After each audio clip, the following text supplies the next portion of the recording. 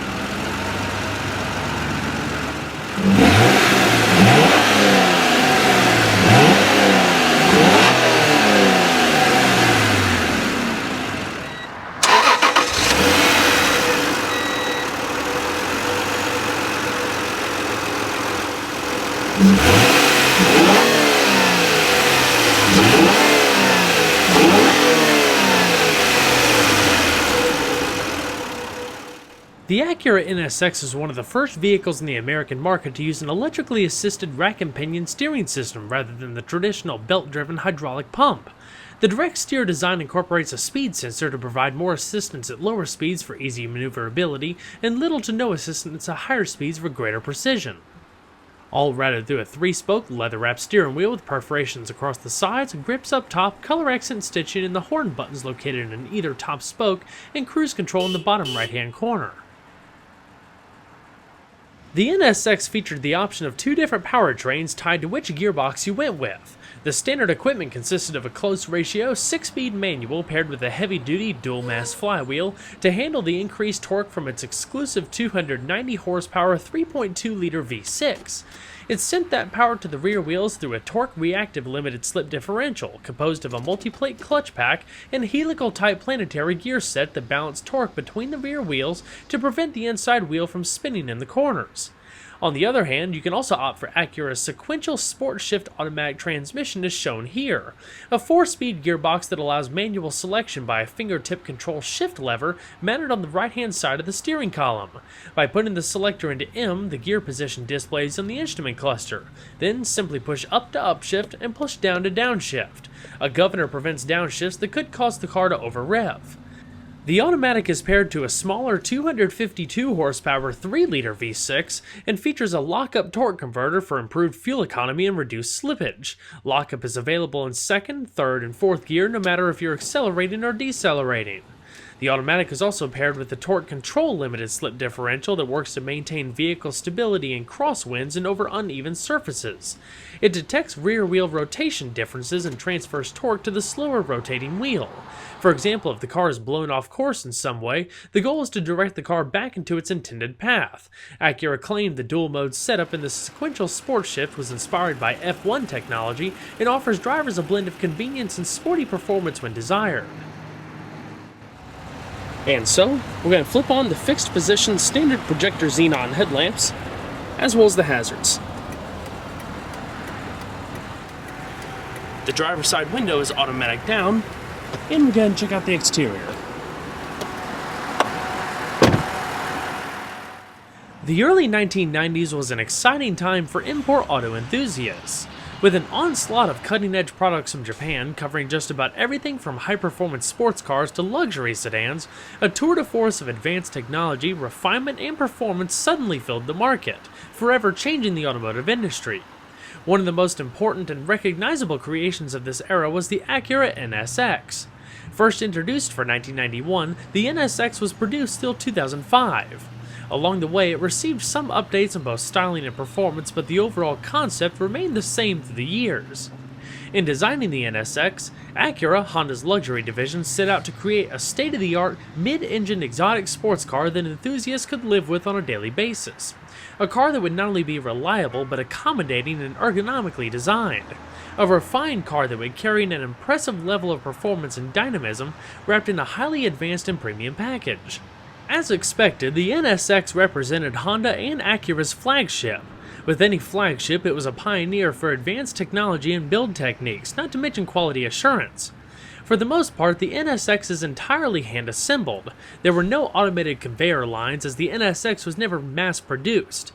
Each car was mounted on a dolly and rolled from station to station as workers assembled key areas, allowing for high tolerances and multiple inspection points.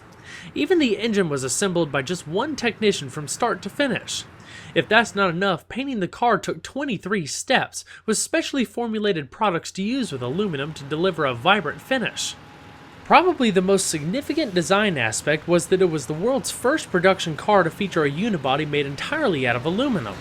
It's commonly used nowadays in high-performance vehicles for superior rigidity and weight savings when compared to steel, but the NSX took advantage of this back in the day in just about every area possible. The body, with doors, hood, and deck lid installed, only weighs in around 462 pounds, which is a 40% weight savings over a comparable steel structure, while retaining superior rigidity and safety profiles. When it debuted, it had one of the stiffest structures of its segment. The doors, fenders, front and rear deck lids are other key aluminum structures that employ a high-strength form of the alloy that's 50% stronger than other alloys. The doors themselves shave about 5 pounds as they're able to be made with a thinner skin while staying just as strong. Throughout the structure, there's plenty of reinforcements, including extruded aluminum side sills, beefed up portions of the lower B pillars and upper A pillars, not to mention thick bulkheads with reinforced cross members, and so much more. In the event of a front-end collision, the frame rails of the unibody are designed with large radial curves that work to dissipate energy, spreading out impact loads underneath the passenger cell. The styling gives the NSX a very distinct, exotic appearance. Perhaps there's even a hint of Ferrari in there, but one thing is certain, 25 years later and it still looks amazing. Its sleek cab-forward design is low to the ground, with everything positioned in a way to give it a very low center of gravity. The long tail incorporates both the engine, hidden under the glass hatch, and the rear luggage compartment.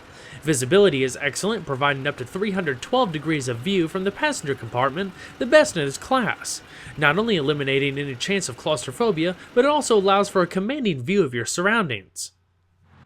For 2002, Acura introduced many subtle enhancements to evolve the NSX rather than redefine it. Changes include updated front-end styling with a more aggressive fascia, revised chin spoiler, and restyled higher hood that incorporated new, fixed-position, high-intensity discharge projector headlamps, a longer-lasting, more modern alternative to the previous pop-up units that also provided 132% more illumination than the old halogens, while saving nearly 17 pounds with the new housing. The side profile gained revised side skirts and new mesh side intakes. Out back, the tail lamps carry new styled turn signals, which now occupy their own circular housings. Like the front, the rear fascia, including the diffuser, also gains new styling, with other subtle changes including a new deck lid spoiler, revised badging, and polished exhaust tips. While these changes seem trivial, they actually work to improve aerodynamics enough to boost the top speed from 168 to 175 miles an hour, and drop the coefficient of drag to a slippery 0.3. The removable aluminum Targa roof, first introduced on the 1995 NSX-T, became standard equipment in 2002, offering the option of open-air driving enjoyment while preserving driving dynamics. The relatively lightweight roof panel easily unclips and stows beneath the rear glass, within a covered compartment above the engine bay. The 2002 NSX features a set of asymmetric forged aluminum 7-spoke wheels wrapped in bespoke high-performance Yokohama rubber. The wheels and tires were updated with the 2002 refresh to yield a larger contact patch for increased grip.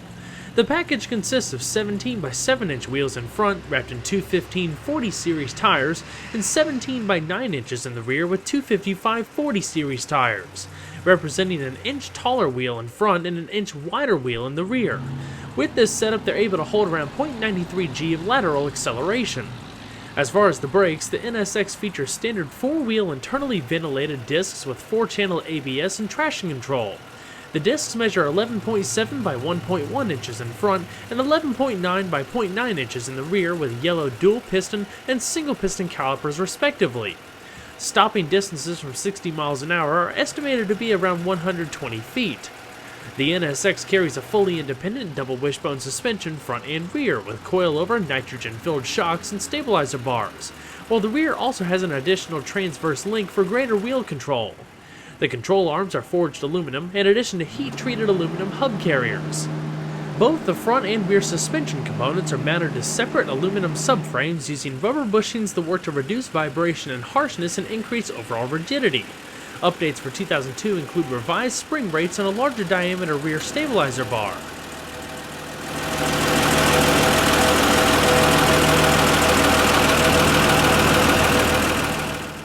Overall length is 174.2 inches with a width of 71.3 inches and a height of 46.1 inch, riding on a wheelbase of 99.6 inches. Total curb weight is between 31 and 3,200 pounds with about 60% of the weight riding over the rear axle. To pop the rear glass to access the engine compartment, you simply flip this switch here. There's also a little lock cylinder on the other side that you can lock it and prevent any unauthorized access to your engine. Engines for the NSX were assembled by hand by a single technician. Like we mentioned earlier, there were two choices for 2002 that depended on which transmission you went with. These power plants first appeared on the 1997 NSX and featured many of the same advanced design techniques, such as programmed fuel injection and a direct ignition system that used 6 individual coils over a single distributor pack. They mainly differed in displacement and power output, but also featured a few key differences regarding cylinder and block design. Automatic equipped cars like we have here featured the smaller, all-aluminum 3-liter V6 that produced 252 horsepower at 6,600 RPM and 210 pound-feet of torque at 5,300 RPM with a red line of 7,500 RPM. This likely translated to 0-60 times around the 6-second mark with quarter-mile times around 14 seconds at 99.3 miles an hour. The 3-liter featured aluminum cylinders with cast-iron liners. On the other hand, the manual-equipped NSX featured an all-aluminum 3.2-liter V6 that produced 290 horsepower at 7,100 RPM and 224 pound-feet of torque at 5,500 RPM with an increased red line to 8,000 RPM. The 3.2-liter could achieve 60 miles an hour in 5 seconds with quarter-mile times around 13.5 seconds at 104 miles an hour. Top speed is 175 miles an hour. The 3.2-liter also used modified iron-coated cylinders for increased durability and Aluma carbon fiber reinforced liners. The fiber-reinforced metal allowed for open block construction and larger bores at the same block dimensions and bore spacing. It also reduced weight by 5.3 pounds versus using iron liners. A forged high-strength steel crankshaft was used in both engines for a reduced rotational mass.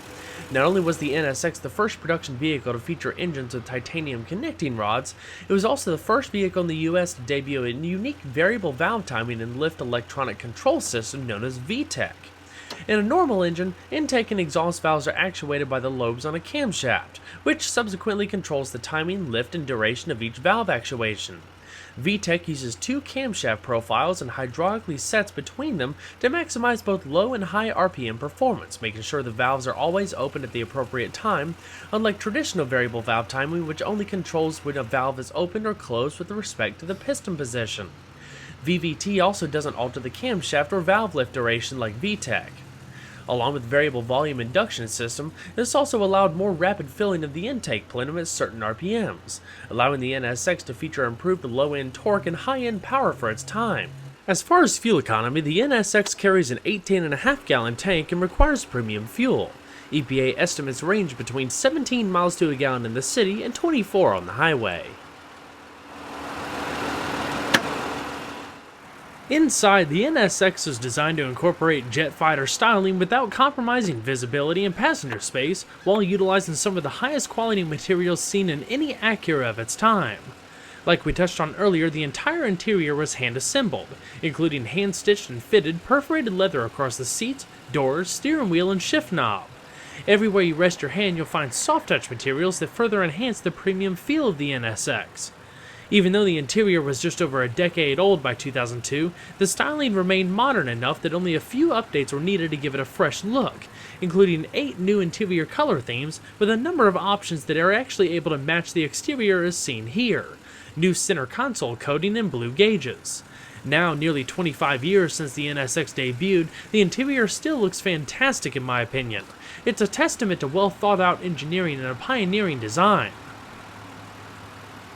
The NSX was also the first production car to feature a seat frame made entirely out of lightweight stamped aluminum, employing a third fewer parts than a conventional steel design. Comfort and support, as you would expect, is first rate, with low-slung bucket seats, plenty of lateral support, and flared upper back support. Dual front airbags and an automatic seatbelt pre-tensioner system provide safety for both occupants. Towards the front edge of the seat, you'll find 2 simple power adjustments for the sliding and reclining functions. Taking a closer look at the stitching, you'll find just how nice the details actually are, with double stitching across the edges for added durability and a ribbed portion across the middle for a sportier appearance. There isn't much in terms of storage space behind each of the front seats. You'll likely have to reserve all of that for the trunk out back and the storage compartment up front, which we'll talk a little bit more about later in the video. As we continue through the interior, the entry threshold is protected by a long black strip of plastic, not to mention a signature aluminum number plaque with the NSX logo and Honda Motor Company Limited. Your fuel cap release is located on the entry threshold, logoed floor mats, and a manual tilting telescoping steering wheel is standard. As you take a closer look at the dash, you'll see the majority of the surfaces are wrapped in soft-touch material with double stitching coming across the entire portion of the speedometer cluster, center console, and wrapping across the door panels, providing excellent detail. Nicely finished off by the removable aluminum Targa roof. So let's go ahead and see if she sounds.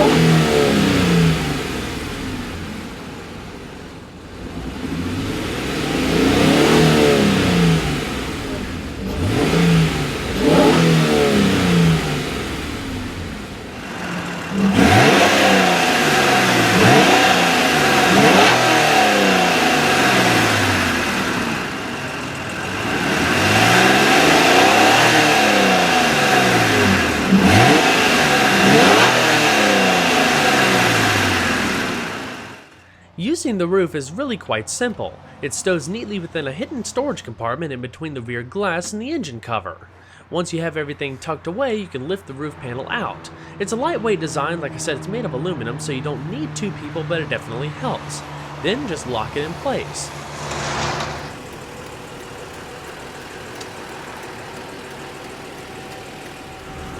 So we're going to shut her up.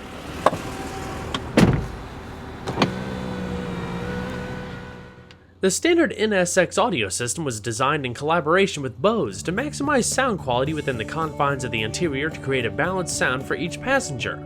Consisting of 4 speakers, a full range at shoulder level between the seats, and a passenger footwell subwoofer, the sound quality is actually pretty good for 2002, sounding like there's more speakers than described.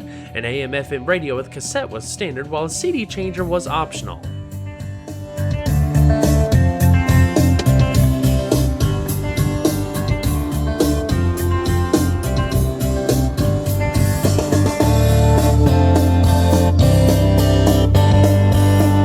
The A-pillars are wrapped in soft-touch plastic. You have your visors up top, and a manual dimming rearview mirror. beautiful attention to detail with color accent stitching continuing from the doors, wrapping around the dash, and into the center console, all the way to the rear. This also goes the same for the driver's side portion, where it wraps around the speedometer binnacle.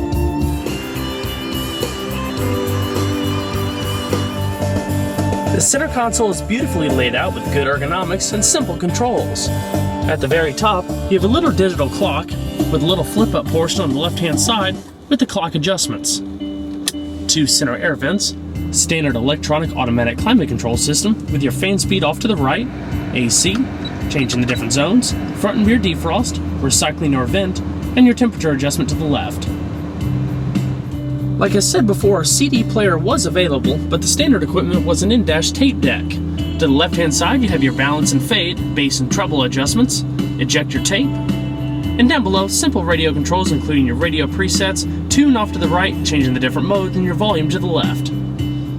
Underneath this little flap, you have a little lighter and ashtray and or 12-volt power outlet. If you push that, it automatically ejects the ashtray. Perforated leather-wrapped e-brake, felt-lined storage tray, and a leather-wrapped center armrest. Lift it up, you have a pretty good amount of space down below. And if you flip up this part, you actually have 2 adjustable cup holders. Rear-mounted speaker. The stalk to the right-hand side activates your cruise control, hazard switch, your intermittent wipers, and the manual gear selector like we talked about earlier. To control the cruise control like acceleration and deceleration, use the buttons on the bottom of the steering wheel here. And like you saw earlier, your horn is fed through these 2 buttons. The left-hand side houses your lighting controls, rear defrost, high beams, and turn signals. The gauges display all of your vital information in an easy-to-see clear display with a satin silver overlay and blue accented gauges. The bottom left-hand side button corresponds to the interior lighting dimmer, and your traction control button is to the right-hand side. As far as the instrument cluster, within the tachometer you have which gear you're in, speedometer on the other side. On the far left-hand side you have the vehicle temperature, oil pressure, and on the right-hand side you have your fuel and voltometer. Alrighty. We'll go ahead and shut her down. And check out the rest of the vehicle.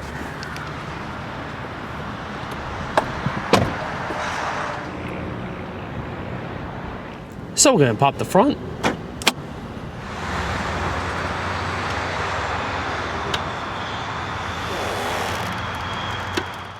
All of your cargo space is located behind the engine bay, which I'll show you in just a second.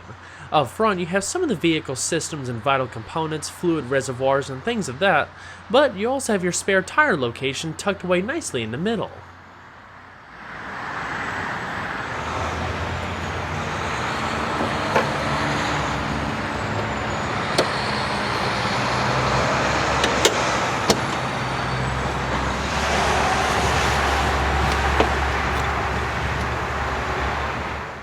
Cargo space out back is somewhat small, measuring in around 5 cubic feet, which is just enough for a few small bags. You also have all of your spare tire changing equipment out back.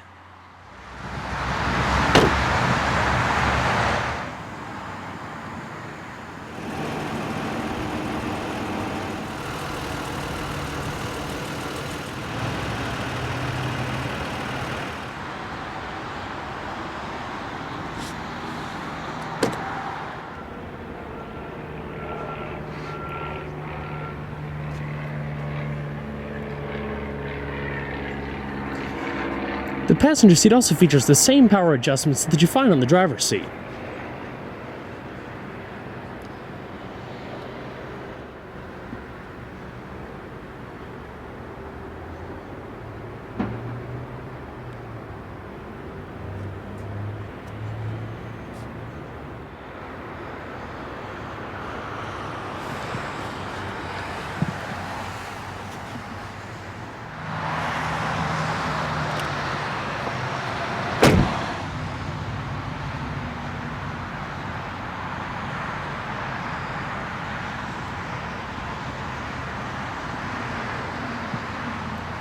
Just like the dash, the glove box is entirely padded, nice soft material, and it's also lockable. With a modest amount of space, at least enough to put your owner's manual. At 25 years old, the NSX is still an awesome sight to see, a pioneer for its day. It represented a unique and fresh entry into the sports car segment. With limited numbers produced, they're scarcely seen on the road nowadays, but when they are, it still looks modern enough to really stand the true test of time.